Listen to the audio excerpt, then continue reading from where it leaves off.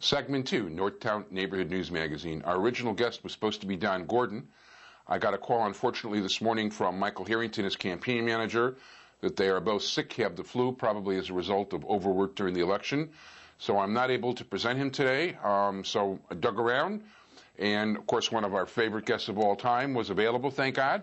So we have somebody who's very attuned to what's going on election-wise, not just in the 49th Ward, in the 50th Ward, and through most of the continents throughout Europe. Anyway, Michael C. Moses. Mike, how you doing? Thank you.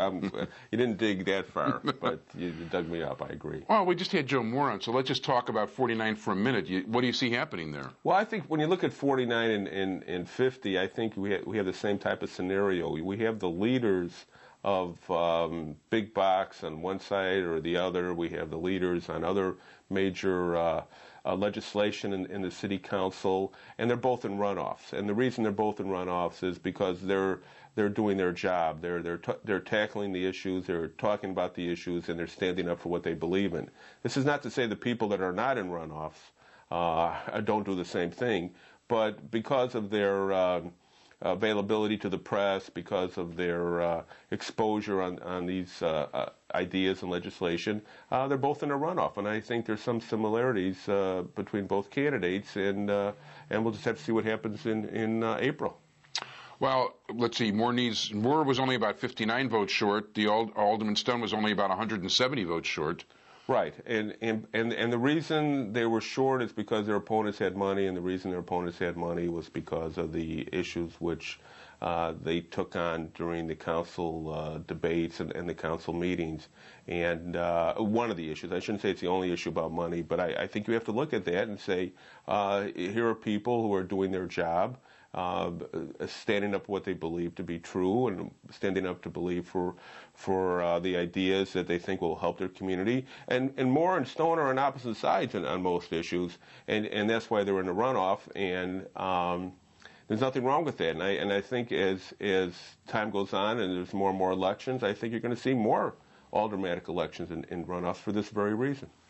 Now, okay, let's handicap. You're okay. So you spend most of your time in the 50th Ward. You live in the 50th Ward. Right. How do you handicap that election? Well, I think in both elections, I think the incumbents are favored. Not only were they that close to getting the 50%. And again, you can't look at the past elections concerning runoffs because the dynamics of politics have changed. Because of the Shackman decree and the cases, it's weakened some aldermen, and because of other issues, it weakens the opponent, and weakens the opponent in one way. When you deal with 4 or 5 people running against you, you cannot criticize 4 or 5 people. Everyone's criticizing the incumbent, and the incumbent is trying to say, well, I've done a good job, and this is the reasons why I've done a good job, and this is why I should be reelected. So in both cases, 49-50, and especially 50, you have 3 or 4 people heavily funded by different parts of the world in some cases, and some by the unions and some by other individuals, all attacking one person. Now it's a 2-person race. Now the incumbent alderman is going to be able to look at the challenger and focus on the challenger. And not only that, but the people who live in the ward who plan to vote is also going to focus on the challenger.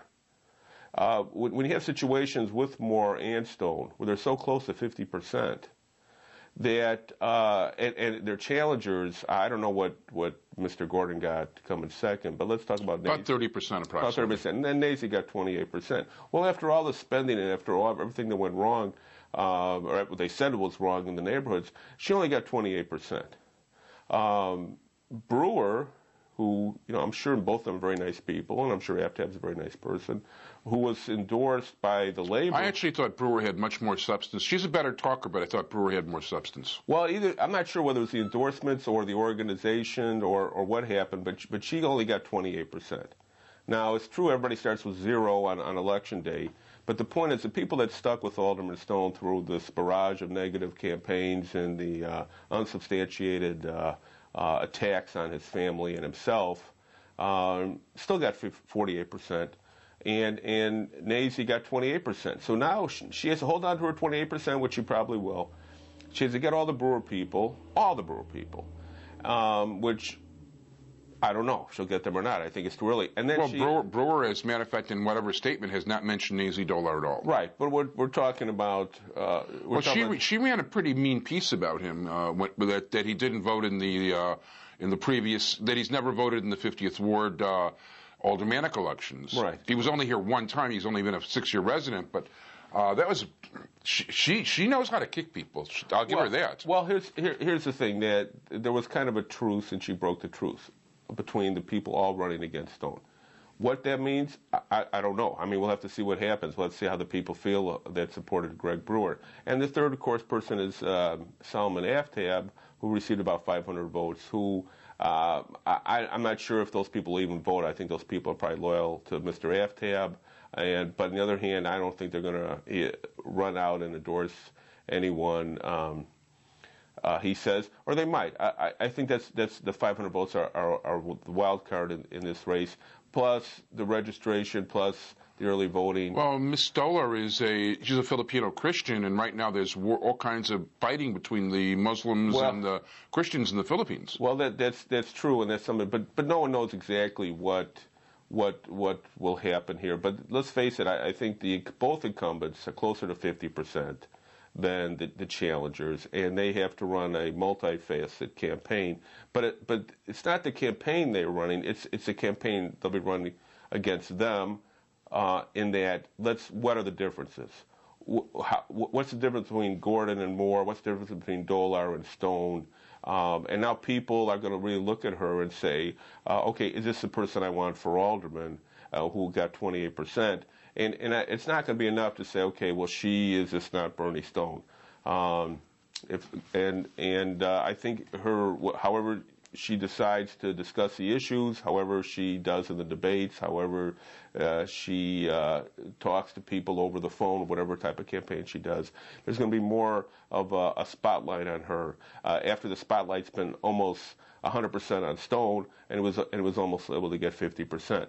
So if Stone just needs a couple more percentage points, which can be done by many ways. If they have to have voters don't vote, Stone's over 50%.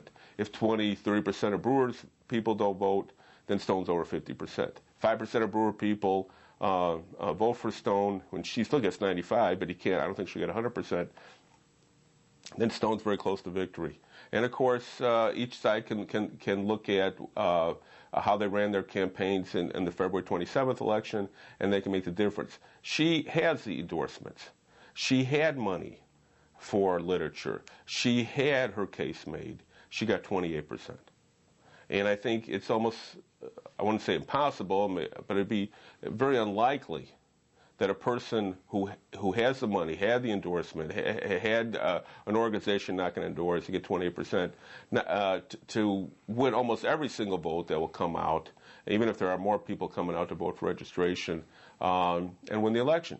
That's the problem she faces. I'm not sure she'll be able to overcome it. What happened in 49, I'm not too sure how much money Gordon had. I'm not sure if he had the newspaper endorsements. I don't know.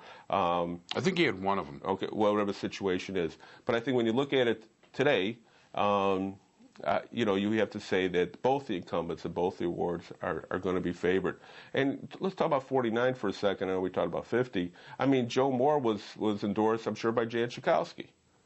I'm sure he was endorsed by a lot of people that endorsed him in the past. And he also had plenty of money. And he also had... he had $500,000 in his war chest at one time. Right. And he had the unions. And he was also in a runoff. So 4 years ago... Oh, he definitely had the unions. Right. So 4 years ago, 8 years ago, he would not have been in a runoff. So I think when people look at it and say, well, let's look at what happened when an incumbent alderman gets in a runoff, there's a problem. It's not. I don't think it's as bad a problem as people put out when you have, in previous elections, you had an alderman with the organization of political workers sent out by the Democratic Party under the old patronage system. If you couldn't win with that system, I agree, you have a problem. But we don't have that system anymore. And so I think when you say, well, look what's happened in the past, and that means for sure these incumbents are going to lose, you can't really rely upon that. There's been changes in politics. I've always said on this show that there's always be politics. It might be changes, but it doesn't mean the changes are good or bad. It just means there are changes. People will adapt to the changes that are involved in politics. And the people at the end will speak, and they'll vote the person who they think deserves to be elected. And I think in both cases, it probably will be the incumbents in both wards. I want to remind people that, by the way, I've got an election blog going at this point, Avi Meyers 50th Ward electionblog.blogspot.com, and might even do a Jewish Chicago thing, but on the web. There's not a point to doing it the other way.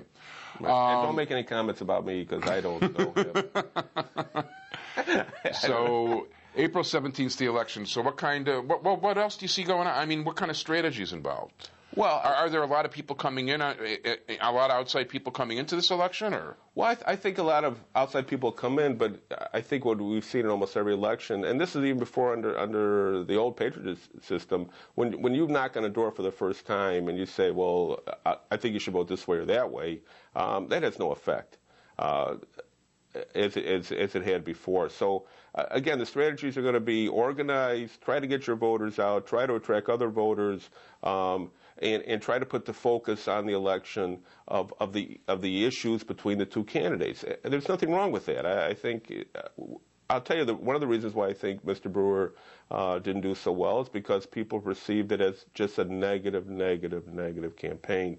And that when the union, which did not endorse either candidate, SEIU put negative campaigning out just to defeat Stone. And again, that's another reason why I think Stone won re-election, because he was getting negative not only from the candidates, but there was a union spending a lot of money against him just to make sure he lost or was in the runoff.